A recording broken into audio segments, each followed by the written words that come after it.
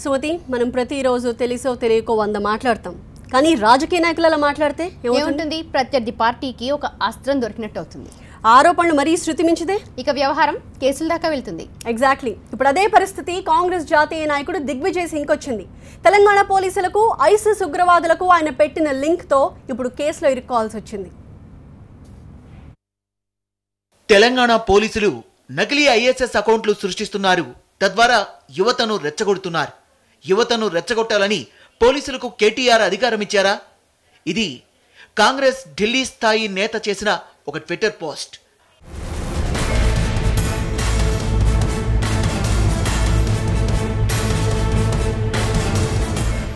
ఆధారాలున్నాయో ఆరోపణే కదా చేసేద్దామనుకున్నారు. కానీ కేటీఆర్ రాజీనామా కూడా డిగ్గిరాజా డిమాండ్ చేశారు. లేకపోతే విచారణ జరిపి బాధ్యులపై చర్యలు తీసుకోవాలని ట్వీట్ చేశారు.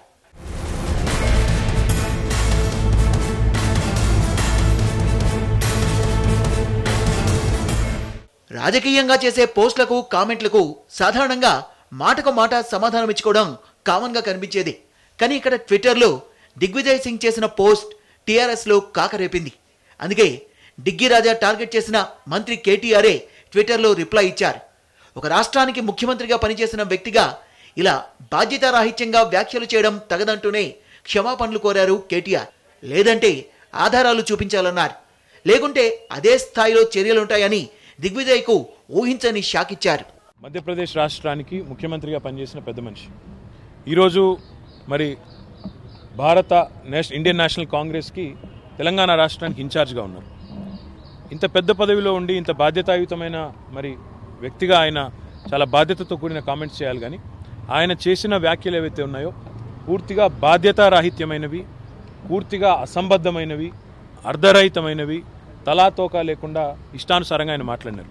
దీన్ని తీవ్రంగా గర్హిస్తూ, ఖండిస్తూ, పోలీసుల నైతిక స్థైర్యాన్ని దెబ్బతీసే విధంగా వారు ఏ మాటలైతే మాట్లాడినారో దాన్ని బేషరతుగా ఉపసంహరించుకోవాలని, క్షమాపణ చెప్పాలని, డెఫినెట్గా లేని పక్షంలో మాత్రం మరి తెలంగాణ ప్రభుత్వం కూడా తన స్థాయిలో తాను స్పందించాల్సి వస్తుందని చెప్పి కూడా మరి దిగ్విజయ్ సింగ్ గారికి విజ్ఞప్తి చేస్తూ, డిమాండ్ చేస్తూ ఇది మంచిది కాదు. దిగ్విజయ్ చేసిన ట్వీట్ పై తెలంగాణ పోలీస్ బాస్ అనురాగ్ శర్మ కూడా రెస్పాండ్ అయ్యారు. పోలీసుల ఆత్మస్థైర్యాన్ని, నిబద్ధతను దెబ్బతీసేలా ఆ ట్వీట్ ఉందని అదే ట్విట్టర్లో పోస్ట్ చేశారు శర్మ. అడ్డగోలుగా మాట్లాడొద్దని కేటీఆర్ ట్వీట్ను హైలైట్ చేస్తూ అనురాగ్ శర్మ చేసిన కామెంట్లు ఒక ఎత్తైతే ఏకంగా దిగ్విజయ్ సింగ్ పై కేసు పెట్టారు జూబ్లీహిల్స్ ఎమ్మెల్యే మాగంటి గోపీనాథ్. అల్లర్లకు కారణమయ్యేలా ట్వీట్లు చేసిన దిగ్విజయ్ క్షమాపణ చెబితేనే హైదరాబాద్ రాణిస్తామంటూ హెచ్చరించారు. ఆయన దిష్టిబొమ్మను దహనం చేసి నిరసన తెలిపారు. అధికారం కోసం ఈ విధంగా వ్యాఖ్యలు చేసి ఈ చిచ్చు పెట్టే కార్యక్రమాలు, ఇట్లాంటి వ్యాఖ్యలు చేయటం చాలా దురదృష్టకరమైన విషయం. ఇది కనుక దిగ్విజయ్ సింగ్ గారు, మీరు దయచేసి మీరు హైదరాబాద్ నగరంలో ఈసారి అడుగు పెడితే మటుకి మిమ్మల్ని డెఫినెట్గా అరెస్ట్ చేసి లోపలేస్తారు. ఎందుకంటే మీరు ఏదైనా పద్ధతిగా మాట్లాడాలి, ఇట్లాంటి చౌకబారి వ్యాఖ్యలు చేయకూడదు. ఇదే విధంగా మేము చెప్పేది ఏంటంటే ఇమ్మీడియట్లీ మీరు క్షమాపణ చెప్పాలి, వాళ్ళ ప్రజలకి క్షమాపణలు చెప్పి మీరు మళ్ళీ హైదరాబాద్లో అడుగు పెట్టండి. మీరు విచారణ జరిపి బాధ్యులపై చర్యలు తీసుకోవాలని సలహా ఇచ్చిన దిగ్విజయ్కే ఇప్పుడు కొత్త చిక్కొచ్చిపడింది. ఏ ఆధారాలతో ఆరోపణలు చేశారో నిరూపించుకోవాల్సిన పరిస్థితి ఇప్పుడు అయింది. మరి నిరూపిస్తారా లేక క్షమాపణ చెప్తారా అన్న అంశంపై పోలీసులు కూడా వేచి చూస్తున్నారు. జగన్ రైతు దీక్ష మొదలైంది. ఆయన ప్రశ్న ఏంటి, సర్కార్ సమాధానం ఏంటి? రైతుల గురించి చంద్రబాబు మేనిఫెస్టోలో ఏం చెప్పారు, ప్రస్తుతం ఆచరణలో ఏం చేస్తున్నారు అన్నదే జగన్ ప్రశ్న. కానీ ధరల్ని స్థిరీకరించి రైతుల్ని ఆదుకుంటామని చెప్పారు. కరెక్టే, కానీ అది ఇప్పుడు దళారులకు మేల్ చేస్తోందని వైసీపీ అంటోంది. ఇటు టీడీపీ మాత్రం రాష్ట్రం ప్రశాంతంగా ఉంటే ఆయన చూసి ఓర్వలేరని రివర్స్ అటాక్ ఇస్తోంది.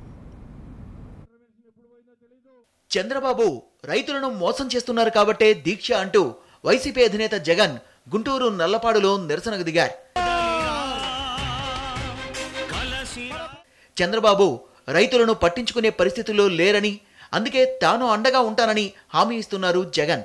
2010లో ఎమ్మెల్యే క్వార్టర్స్ దగ్గర ధర్నా చేసిన చంద్రబాబు హుడా కమిటీ సిఫార్సుల్ని అమలు చేయాలంటూ డిమాండ్ చేశారని, మరి దాని ప్రకారం ఇప్పుడు ఎకరాకు రైతుకు 10 నుంచి 15,000 ధర ఎందుకు ఇవ్వడం లేదని ప్రశ్నించారు జగన్. రైతులకు నష్టం రాకుండా, వినియోగదారులపై భారం పడకుండా 5,000 కోట్ల రూపాయలతో ధరల స్థిరీకరణ నిధి ఏర్పాటు చేస్తానన్న చంద్రబాబు ఇప్పుడు దాన్ని ఎందుకు పట్టించుకోవడం లేదని ప్రశ్నించారు వైసీపీ అధినేత. స్వామినాథన్ సిఫార్సుల్ని మర్చిపోయారని 4,800 కోట్ల ఎగనామం పెట్టారంటూ జగన్ తన దీక్షలో టీడీపీపై విరుచుకుపడ్డారు. ప్రస్తుతం మిర్చి విషయంలోనూ రైతులకు కాకుండా వ్యాపారులకు మేలు చేస్తున్నారని జగన్ ఆరోపించారు. 20,000 క్వింటాళ్లు మాత్రమే అమ్ముకోవాలనే నిబంధన కరెక్ట్ కాదన్నారు. 1 కోటి మంది రైతులకు ఖాతాలుంటే 40 లక్షల ఖాతాలపై ప్రభుత్వం చేతులెత్తేసిందన్నారు. 5,000 కోట్లతో స్థిరీకరణ నిధి పెడతాను అని చెప్పి ఆ రోజు చంద్రబాబు నాయుడు గారు అన్నారు. ఇవాళ ఎన్నికలైపోయాయి, ప్రజలతో పని అయిపోయింది, రైతులతో పని అయిపోయింది. ఇవాళ 5,000 కోట్ల రూపాయల స్థిరీకరణ నిధికి సంబంధించి ఇవాళ చంద్రబాబు నాయుడు గారి నోట్లో నుంచి ఇవాళ ఊసే లేదు, రాదు. రైతులు అవస్థలు పెడతా ఉన్నారు. వీళ్ళకు కనీస మద్దతు ధర పెంచండి అని చెప్పి కనీసం ప్రధానమంత్రికి ఒక్కటంటే ఒక్క లేఖ ఇచ్చిన పాపాలు కూడా పోలేదు చంద్రబాబు నాయుడు గారు. చంద్రబాబు నాయుడు గారు ఇవాళ వ్యాపారులకు తోడుగా నిలబడ్డాడు. వ్యాపారులు కొంటే అది కూడా 8,000 లోపే అట. రైతు పొరపాటున 8,000 కన్నా ఎక్కువ అమ్మితే ఈయన ₹1 కూడా ఇవ్వడట. రైతులకిచ్చిన హామీల్ని ప్రభుత్వం వెంటనే అమలు చేయాలని డిమాండ్ చేశారు వైసీపీ ఎంపీ విజయసాయిరెడ్డి. లేదంటే సమస్యలు పరిష్కారమయ్యే వరకు పోరుబాటను వీడేది లేదంటున్నారు. రైతులకు ఏం చేసింది, రైతు కూలీలకు ఏం చేసింది, అన్ని విషయాల్లో కూడా ఈ ప్రభుత్వం 3 సంవత్సరాలుగా వైఫల్యం చెందింది. దీనికి వ్యతిరేకంగా ప్రజల సమస్యలను, రైతుల సమస్యలను, రైతాంగ సమస్యలను ప్రభుత్వం దృష్టికి తీసుకొచ్చి ప్రభుత్వం మీద ఒత్తిడి చేసి ఆ సమస్యలను పరిష్కరించేటటువంటి దిశగా మా నాయకుడు ఈ ఉద్యమాన్ని నిర్వర్తించడం జరుగుతుంది. మిర్చికి గిట్టుబాటుకు సంబంధించి జగన్ వేస్తోన్న ప్రశ్నలకు అదే దీక్షా స్థలం వేదికగా సమాధానం చెప్తామంటున్నారు Guntur market yard chairman Mannava Subbarao. Jagan సిద్ధమేనా అంటూ సవాల్ విసిరారు. ఇక్కడ ఉన్నటువంటి మిర్చి నిల్వలు ఏ మేరకు ఉన్నాయి, ఏ మేరకు కొనుగోళ్లు జరిగాయి, ఎంత మేరకు బయట ఉంది, ఏ విధంగా జరుగుతుంది, ఇక్కడ ఉన్నటువంటి వ్యాపార లావాదేవీలు అనేది మొత్తం కూడా మా దగ్గర రికార్డ్ అయి ఉంది, ఎవిడెన్స్ ఉంది, ఆధారాలు ఉన్నాయి. కావాలంటే వచ్చి చూసుకుందాం. బహిరంగ చర్చకు మేము సిద్ధంగా ఉన్నాం.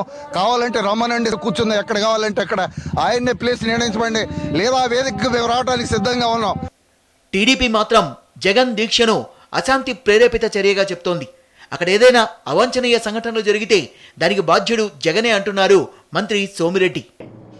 వైలెన్స్ అంటే హింసలు దారి తీయాలని ఏమన్నా ఆలోచిస్తున్నాడా? గుంటూరు మిర్చి మార్కెట్కు దగ్గరలో కూర్చొని ఆయన నిరాహార దీక్ష చేసి ధర్నా చేయటంలో ఉద్దేశం ఏమిటి అని అడుగుతున్నాను. ఈ టైంలో హింసను ప్రేరేపించేదానికి జగన్మోహన్ రెడ్డి మీరు కూర్చుంటున్నారా అని చెప్పేసి నేను అడుగుతున్నా. నేను ఒక మాట చెప్తున్నా జగన్మోహన్ రెడ్డి గారికి, రేపు ఏదైనా అన్టువర్డ్ ఇన్సిడెంట్స్ జరిగితే మీరు ఈరోజు రేపు ఆ ప్రాంతంలో ఏదైనా హింస జరిగితే దానికి మీరే బాధ్యులు. 2 రోజుల పాటు చేపట్టిన జగన్ దీక్షలో ఇంకా 1 రోజు మిగిలే ఉంది. ఈలోపు ఆయన మాట్లాడే ప్రతి మాటను టీడీపీ నిశితంగా గమనిస్తోంది. ఏమాత్రం ఆధారాలు లేని మాటలు మాట్లాడినా పూర్తి స్థాయిలో కౌంటర్కు సిద్ధంగా కనిపిస్తోంది. ఏదేమైనా దీప్తి, రైతు ఘోష రాజకీయమైంది. ఏపీలోనే కాదు తెలంగాణలో కూడా రైతుల అంశం మంటలు రేపుతున్నట్టుంది. అవును, మరి చిల్లీ పాలిటిక్స్ కదా, రోజు రోజుకి మరింత స్పైసీగానే మారిపోతున్నాయి. ఆదుకుంటున్నామని ప్రభుత్వం, ఆడుకుంటోంది అని విపక్షం చేస్తున్న విమర్శల నడుమ రైతు మాత్రం బిత్తర చూపులు చూస్తున్నాడు. మిర్చిని మార్కెట్లో పడేసి ఆ ఘాటు మధ్య గిట్టుబాటు కోసం వేచి చూస్తున్నాడు.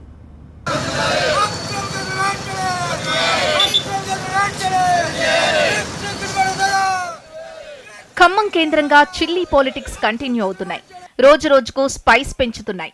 అధికార విపక్ష నేతల పరస్పర విమర్శలు రాజకీయ దుమారాన్ని రేపుతున్నాయి. ఖమ్మం మిర్చి మార్కెట్ యార్డుపై దాడి ఘటన నేపథ్యంలో కాంగ్రెస్ నేతలు యార్డును సందర్శించారు.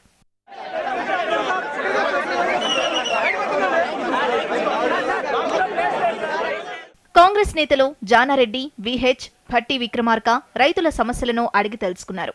పంటకు గిట్టుబాటు ధర లేక దిక్కుతోచని పరిస్థితిలో రైతులు ఆందోళన చేస్తున్నారని అన్నారు కాంగ్రెస్ నేతలు. మార్కెట్ మొత్తం దళారులమయంగా కనిపిస్తున్నా ఆవేదన వ్యక్తం చేసిన రైతులపై కేసులు పెట్టడం దారుణమన్నారు.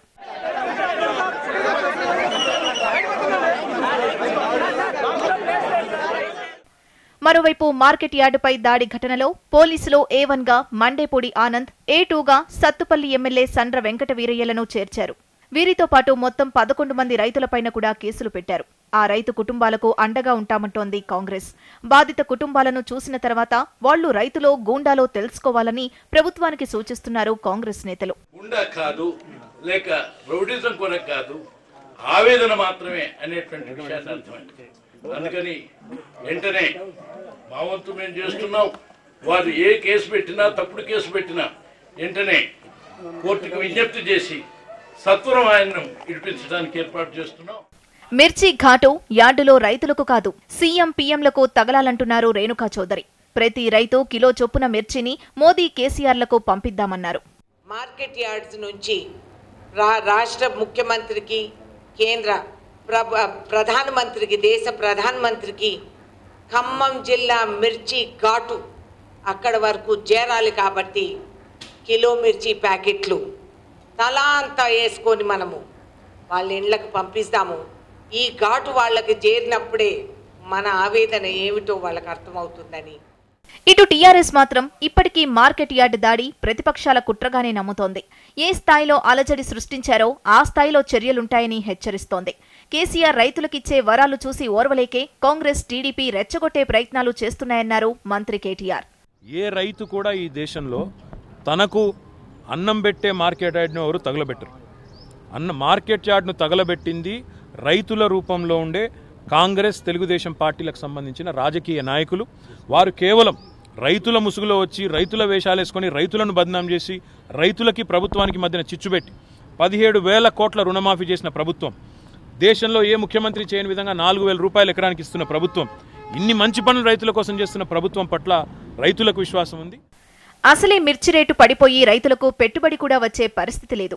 ఈ నేపథ్యంలో మార్కెట్ యార్డులో దాడి జరగడంతో రాజకీయ నేతలు ఎవరికి వారు దాన్ని క్యాష్ చేసుకునే ప్రయత్నం చేస్తున్నారు.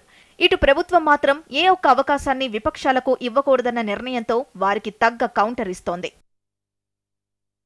కార్మికుల హక్కులు, వాళ్ళ అభ్యున్నతి కోసం పుట్టుకొచ్చిన మేడే రోజు కూడా రాజకీయ నాయకులు విమర్శలు, ప్రతి విమర్శలు మానలేదా? ఏమాత్రం మానలేదు. ఏపీలో మేడే వేడుకలను గ్రాండ్ గా స్టార్ట్ చేసి భద్రత, బీమా తెలుగుదేశంతోనే అన్నారు చంద్రబాబు. కానీ జగన్ మాత్రం ఆర్టీసీని, స్కూళ్లను, చివరకు కరెంట్ను కూడా ప్రైవేటీకరణ చేస్తున్నారంటూ విమర్శిస్తున్నారు. అసలు మేడే రోజు బాబు ఏ ధైర్యం ఇచ్చారు, జగన్ ఏం విమర్శించారో ఒకసారి చూద్దాం. మొట్టమొదటిసారిగా భారతదేశంలో చంద్రన్న బీమా తీసుకొచ్చి ఎవరైనా చనిపోయినా, పూర్తిగా వికలాంగులైన 5 లక్షల రూపాయలు బీమా కల్పించిన ఏకైక ప్రభుత్వం ఈ తెలుగుదేశం ప్రభుత్వం. ఈరోజు ఒక ధీమా వచ్చింది, ఒక భద్రత ఉంది. అదేవిధంగా ఇంకొక పక్కన మీరు చూస్తే పాక్షికంగా వికలాంగులైన 3,62,500 రూపాయలు ఇస్తున్నాం. సహజ మరణం అయితే 30,000 ఇస్తున్నాం. ఇంకొక పక్క మీరు చూసినప్పుడు ఎవరైతే చంద్రన్న బీమా అమలుకి 234 కోట్ల రూపాయలు మనం ఇప్పటికే పే చేశాం. ఎంతైనా పర్వాలేదు, ఇంకా 500-600 కోట్లైనా పర్వాలేదు, కానీ ప్రతి ఒక్కరికి భద్రత కల్పించే బాధ్యత ఈ ప్రభుత్వం తీసుకుంటుంది. అంటే అనుమానమే అవసరం లేదు. చంద్రబాబు నాయుడు గారు వీలుంటే ఆర్టీసీని ఏ కాశీనేనికో, ఏ దివాకర్ రెడ్డికో అమ్మేయడానికి సిద్ధంగా ఉన్నాడు.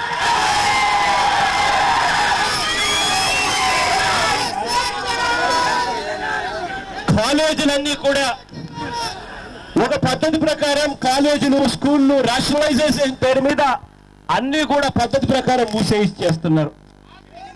ఇంకా కాస్త వీలుంటే ఉన్న స్కూళ్లను, ఉన్న కాలేజీలన్నీ కూడా నారాయణకు ఇచ్చేదానికి కూడా సిద్ధంగానే ఉన్న పరిస్థితులు కనిపిస్తా ఉన్నాయి. ఇంకా కొద్దిగా వీలుంటే చంద్రబాబు నాయుడు గారు ఏపీ జెన్కోను, ఏపీ ట్రాన్స్కోను కూడా సీఎం రమేష్ కో, సుజనా చౌదరికో అమ్మేయడానికి కూడా సిద్ధపడతాడు. ఇలా కార్మికుల్లో ఇవాళ అభద్రతాభావం ఉంది. ఏంటి Deepti, Hyderabad MP seat BJP తన్నుకుపోతుందా? అంత సీనుందంటావా? ఎంఐఎంతో పాటు ఇతర పార్టీల నేతలు కూడా ఇదే ప్రశ్నలు సంధిస్తున్నారు. వాటికి సమాధానం చెప్తున్నారు పార్టీ రాష్ట్ర అధ్యక్షుడు డాక్టర్ లక్ష్మణ్. ఏ ఉనికి లేని రాష్ట్రాల్లోనే అధికారం తెచ్చుకున్న బీజేపీకి హైదరాబాద్ ఎంపీ సీటు ఏమంత కష్టం కాదంటున్నారు. పార్టీని తెలంగాణలో ఒక ప్రత్యామ్నాయమైనటువంటి శక్తిగా మార్చేదానికి ఇటువంటి నాయకులందరినీ కూడా సచ్చీలత, నిజాయితీ, మోదీ నాయకత్వం పట్ల ఆకర్షితులై వచ్చే వాళ్ళందరూ కూడా మరి స్వాగతించండి. తెలంగాణలో అధికారంలో రావడానికి మీరు అన్ని చర్యలు చేపట్టండి. రాష్ట్ర ప్రభుత్వం యొక్క ప్రజా వ్యతిరేక విధానాల మీద కూడా పోరాటం చేయండి. జాతీయ పార్టీ అన్ని విధాలుగా కూడా అండగా ఉంటామని చెప్పడమే కాకుండా ఈ 3 రోజుల పర్యటన పోలింగ్ బూత్ నుంచి పార్టీ నిర్మాణం కోసం మీరు ఈ యొక్క కేంద్ర ప్రభుత్వ పథకాలు ప్రజలకు చేరవేయడానికి పెద్ద ఎత్తున మీరు ఆ యొక్క పోలింగ్ బూత్ నిర్మాణాలని చేపట్టాలని, ఆ నిమిత్తమే నా రాక మరి అక్కడికి కార్యకర్తలకు మాత్రమే కాకుండా తెలంగాణ ప్రజానికానికి మోదీ నేతృత్వంలోనే తెలంగాణ సమగ్ర అభివృద్ధి చెందుతున్నటువంటి ఈ యొక్క విశ్వాసాన్ని కూడా మీరు వ్యక్తం చేయండి అని చెప్పడం కూడా జరిగింది. అంతేకాదు వారు ముందు ప్రకటించినట్టుగా ఈ 3 రోజుల కార్యక్రమంలో సందర్భంగానే హైదరాబాదు పార్లమెంటు ఏదైతే ఇవాళ హైదరాబాదు పార్లమెంటు ఒక ప్రతిష్టగా ఇవాళ తెలంగాణ బీజేపీ తీసుకున్నదో ఖచ్చితంగా హైదరాబాదు పార్లమెంటు కార్యకర్తల బూత్ స్థాయి కార్యకర్తల సమ్మేళనంలో పాల్గొంటాను. ఆ బీజేపీ హైదరాబాద్ ఏపీ తెలంగాణల మధ్య జలజగడం మరోసారి సాగర్ డ్యామ్ ఎక్కిందనుకుంటున్నాను. అవును, ఎందుకంటే సాగర్ డ్యామ్ కుడి కాలువ ద్వారా ఏపీకి నీటిని విడుదల చేయబోయారు ఏపీ అధికారులు. కానీ సరిగా అదే టైంలో తెలంగాణ అధికారులు వారికి అడ్డు తగిలారు. కృష్ణా ట్రిబ్యునల్ ఆదేశం ప్రకారమే తాగునీటి అవసరాలకు నీటిని విడుదల చేస్తున్నామని ఏపీ చెప్తూ ఉంటే ఆ కోట ఎప్పుడో పూర్తయిందని వాదిస్తూ ఉన్నారు తెలంగాణ అధికారులు. వాస్తవంగా ఏపీకి 45, తెలంగాణకి 31 టీఎంసీల నీటిని కేటాయించింది కృష్ణా ట్రిబ్యునల్. ఆ తర్వాత జరిగిన చర్చల్లో ఏపీకి అదనంగా మరో 2 టీఎంసీలు కేటాయించింది. రోజుకి 7,000 క్యూసెక్కుల చొప్పున ఈ నీటిని విడుదల చేసుకోవచ్చని సూచించింది. నేటితో ఆ కోట పూర్తయింది. ఇక నీరిచ్చేది లేదని తెలంగాణ చెప్తూ ఉంటే మరో టీఎంసీ మిగిలే ఉందని ఏపీ వాదిస్తోంది. ఈ 2 వాదనల నడుమే ఈరోజు సాగర్ డ్యాంపై అధికారుల మధ్య వాగ్వాదం కనిపించింది.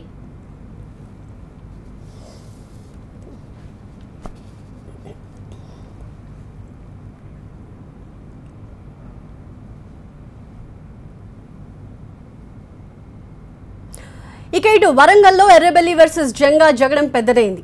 రాజకీయ ఆధిపత్యం కోసం ఒకరిపై ఒకరు ఇన్నాళ్లు ఆరోపణలు చేసుకున్నారు. అవి ఇప్పుడు అవినీతి మకిలీల దాకా వెళ్ళింది. బ్యాంకుని రాజకీయ అవసరాల కోసం వాడుతున్నారని ఎర్రబెల్లి, తనను ఎదుర్కోలేకే ఇలాంటి ఆరోపణలు చేస్తున్నారని జంగా మాటకు మాట విసురుతూ జిల్లాలో ఘాటు పాలిటిక్స్ చూపిస్తున్నారు. Warangal DCCB chairman Janga Raghavareddy, Palakurthi MLA Errabelli దయాకర్ల మధ్య రాజకీయ వైరం ముదిరింది. వరంగల్ జిల్లా కేంద్ర సహకార బ్యాంకు చైర్మన్ జంగా రాఘవరెడ్డి భారీ ఎత్తున అక్రమాలకు పాల్పడ్డారని టీఆర్ఎస్ నేతల ఆరోపణ. రైతుల సొమ్మును దుర్వినియోగం చేశారని, ఉద్యోగుల నియామకాల్లో భారీ ఎత్తున అక్రమాలకు పాల్పడ్డారని ఎర్రబెల్లి ఫిర్యాదు చేశారు. కుటుంబ సభ్యుల పేర్లతో కోట్లాది రూపాయల రుణాలు కాజేశారని ఆరోపించారాయన. దీంతో శాఖపరమైన విచారణ జరిపిన సహకార శాఖ ఆరోపణలు నిజమేనని తేల్చింది. 6 నెలల పాటు ఆయనపై సస్పెన్షన్ వేటు వేసింది ప్రభుత్వం. ఈ ఆరోపణలు, కేసులు వంటి దుమారానికి అసలు కారణం పాలకుర్తిలో రగిలిన రాజకీయ వివాదాలే. ప్రస్తుతం పాలకుర్తి నియోజకవర్గానికి కాంగ్రెస్ ఇన్ఛార్జిగా ఉన్న జంగా రాఘవరెడ్డి ఆ నియోజకవర్గంలో పట్టు కోసం భారీ మొత్తంలో డీసీసీబీకి రుణాలిచ్చారు. కేవలం ఈ ఒక్క నియోజకవర్గంలోనే 15 కోట్లకు పైగా రుణాలు మంజూరు చేసినట్లు టీఆర్ఎస్ నేతల ఆరోపణ.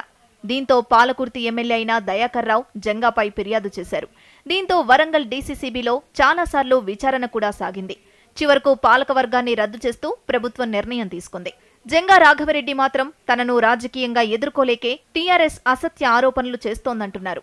టీడీపీలో ఉన్నప్పుడు ఎర్రబెల్లి అనేక అక్రమాలకు పాల్పడ్డారని ప్రత్యారోపణలకు దిగుతున్నారు. నేను అవినీతి చేయలేదు, నేను చేసింది 1,20,00,000 మాత్రమే కన్స్ట్రక్షన్ చేసినాను.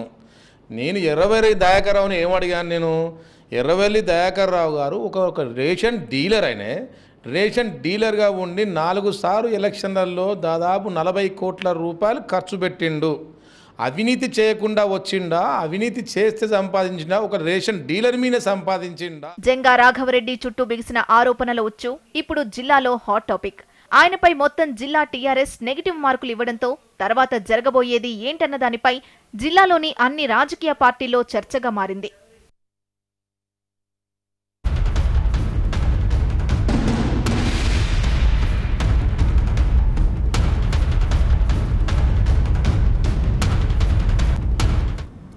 జపాన్ కు చెందిన ప్రముఖ ఆర్కిటెక్చర్ సంస్థ మాకి అసోసియేషన్ కు లీగల్ నోటీస్ జారీ చేసిన ఏపీ సిఆర్డీఏ. ఏపీ పరువుకు భంగం కలిగేలా మాకి సంస్థ చైర్మన్ తప్పుడు ఆరోపణలు చేశారని సిఆర్డీఏ నోటీసులు జారీ చేసింది. మాకి ఇచ్చిన డిజైన్లు ఏపీ ప్రజల మనోభావాలకు అనుగుణంగా లేదని డిజైన్ను తిరస్కరించింది గతంలో ఏపీ ప్రభుత్వం.